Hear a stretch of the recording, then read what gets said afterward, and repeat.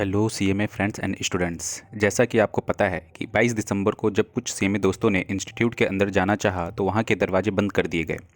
जी हाँ, आप बिल्कुल सही सुन रहे हैं, सीएमए स्टूडेंट्स को ही सीएमए इंस्टीट्यूट के अंदर जाने से रोक दिया गया। अब इंस्टीट्यूट मेंबर्स के रवैये को देखकर ये अनुमान लगाया जा रहा है कि उनकी तरफ से कोई अच्छी खबर आने वाली है। नहीं नहीं, ऑफलाइन एग्ज़ाम की खबर नहीं। हमारे सूत्रों के अनुसार कुछ मेंबर्स ने रात को अपनी सभा बुलाई, जैसा 1 साल से होता आ रहा है। उस सभा की खबर के अनुसार ये मेंबर्स द्वारा यह निर्णय लिया गया है कि अब वो मेंबर्स नासा को एक पत्र लिखेंगे और उनसे आग्रह करेंगे कि प्लूटो को वापस से ग्रह यानी कि प्लैनेट का दर्जा वापस से दिया जाना चाहिए। अब आप सोच रहे होंगे कि भला इंस्टीट्यूट के मेंबर्स को प्लूटो से क्या मतलब।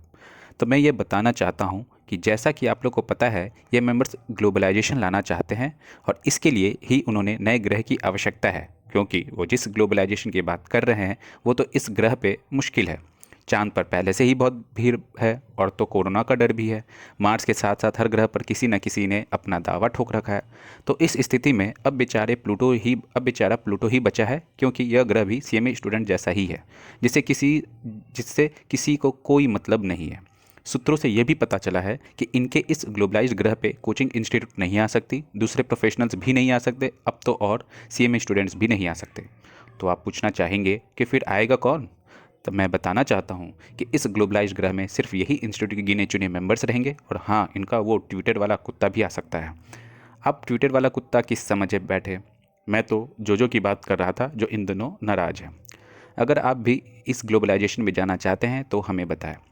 और हाँ, मैं पहले ही बता देना चाहता हूँ कि जो लाइक शेयर कमेंट करेगा वो इस ग्लोबलाइजेशन में नहीं जा सकता। अब हमारे सीएमए फ्रेंड्स का हाल सुनिए। हमारे सीएमए दोस्तों को आजकल घोड़ी की लीद बनने में बड़ा ही मज़ा आ रहा है। जब इंस्टीट्यूट के सामने प्रोटेस्ट हुए तो वहाँ जाने जाने का उनके पास समय नहीं था। लेटर को पोस्ट करने गए तो उनके पास पैसे नहीं थे। जब ईमेल करने को कहा जा रहा है तो उनको लगता है कि इससे क्या ही फ़ायदा होगा। कुछ बच्चे फैकल्टीज दिन रात इसमें लगे हुए हैं कि मेंबर्स को थोड़ी बुद्धि आ जाए, लेकिन बाद बाकी बच्चे तो अभी क्रिसमस की पार्टी मनाएंगे, टेलीग्राम व्हाट्सएप पर अपना पूरा विरोध दर्ज करेंगे और फिर रात को सब कुछ भूलकर सो जाएंगे। लेकिन अपने लिए ना ही कुछ करेंगे और ना ही किसी को कुछ करने देंगे।